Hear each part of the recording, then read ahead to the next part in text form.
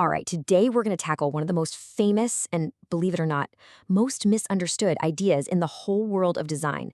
You know the one I'm talking about, form follows function. We've all heard it, right? It was coined by the American architect Louis Sullivan, and it sounds so right. It promises this beautiful clarity and logic. It feels totally intuitive. I mean, there's a reason it's been called one of the most seductive ideas in architecture's history. But what if I told you that for more than 100 years, most of us have been getting it completely wrong? That the way we usually understand this phrase is a massive misinterpretation of what Sullivan was actually trying to say. Yeah, and this isn't just some small academic mix-up. This is actually a story about two totally different definitions that have been battling for the soul of architecture. And it's a battle that has literally shaped the cities we all live in today.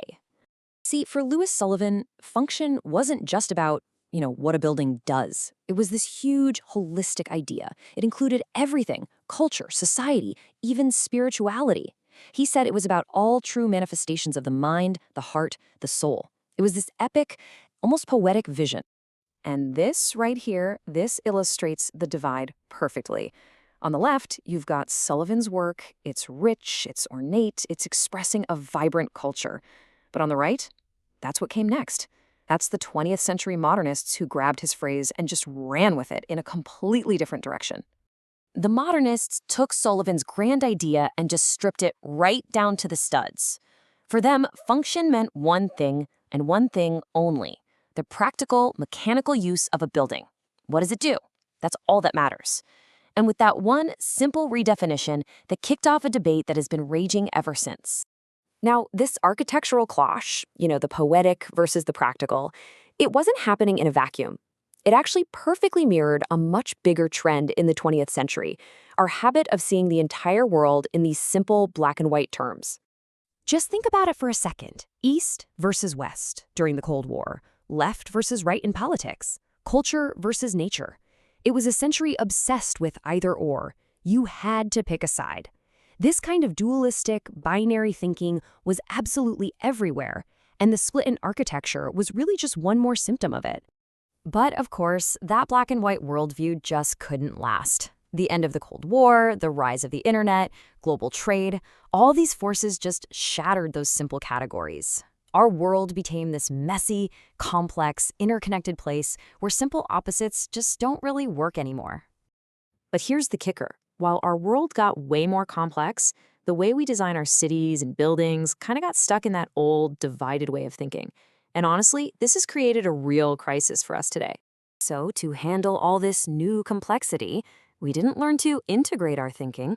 Nope. We specialized. We created this massive army of experts, and each one is responsible for just one tiny little piece of the puzzle. Just wait till you see how many different people it takes to get a single building off the ground these days.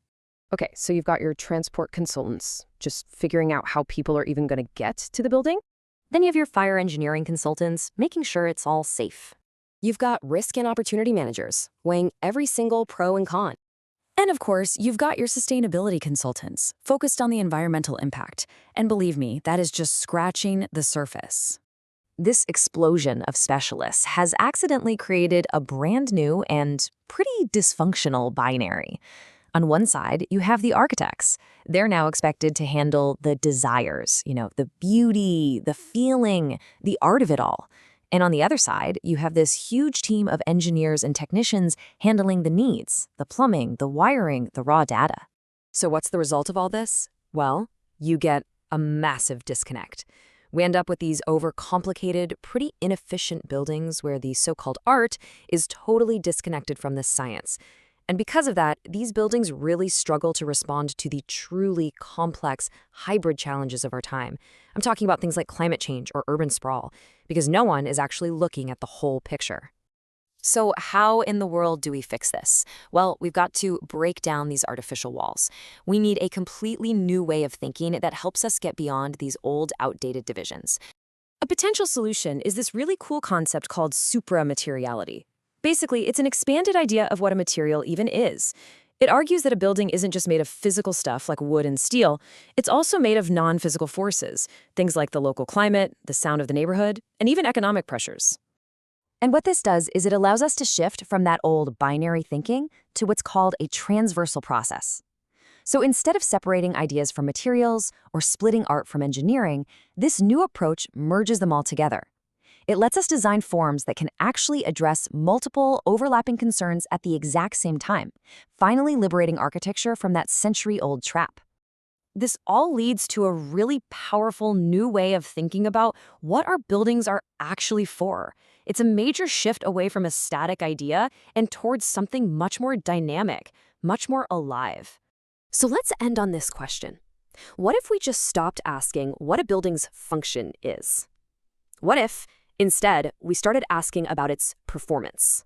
How does it perform environmentally, socially, economically, aesthetically?